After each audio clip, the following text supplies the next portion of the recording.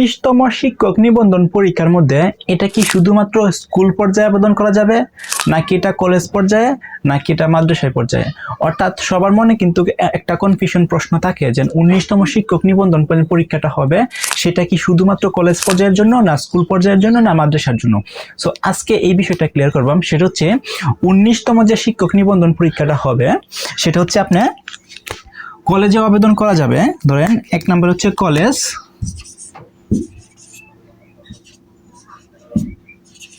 2 নম্বর হচ্ছে স্কুল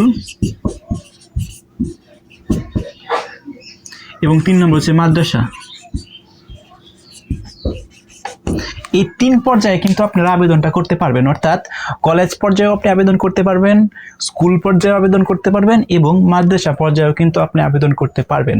এখন এই যে 19তম শিক্ষক নিবন্ধন যে পরীক্ষাটা বা সার্কুলারটা দেওয়া হবে সেখানে কিন্তু আপনার বেশ কিছু ক্রাইটেরিয়া থাকবে। অর্থাৎ কলেজ পর্যায়ে যারা পরীক্ষা দিবে, কলেজ পর্যায়ে যারা আবেদন করবে তাদের কিছু ক্রাইটেরিয়া থাকবে। আবার যারা স্কুল পর্যায়ে পরীক্ষাটা দিবে, অর্থাৎ স্কুল পর্যায়ে আবেদন করবে তাদের কিছু ক্রাইটেরিয়া থাকবে এবং মাদ্রাসা পর্যায়ে যারা পরীক্ষা দিবে তাদের কিছু হচ্ছে ক্রাইটেরিয়া থাকবে। এই ক্রাইটেরিয়ার উপরে কিন্তু ডিফেন্স করতেছে। এখন 19তম শিক্ষক নিবন্ধন পরীক্ষাটা যেন হবে সেটা যেন শুধুমাত্র কলেজ, শুধুমাত্র স্কুল, শুধুমাত্র যে মাদ্রাসা, বিষয়টা কিন্তু এরকম না। এই 3টা পর্যায়ে কিন্তু আপনি আবেদন করতে পারবেন। অর্থাৎ এক যুগে শিক্ষক নেওয়া হবে এই 3টা পর্যায়ে, কলেজ পর্যায়ে, স্কুল পর্যায়ে এবং মাদ্রাসা পর্যায়ে।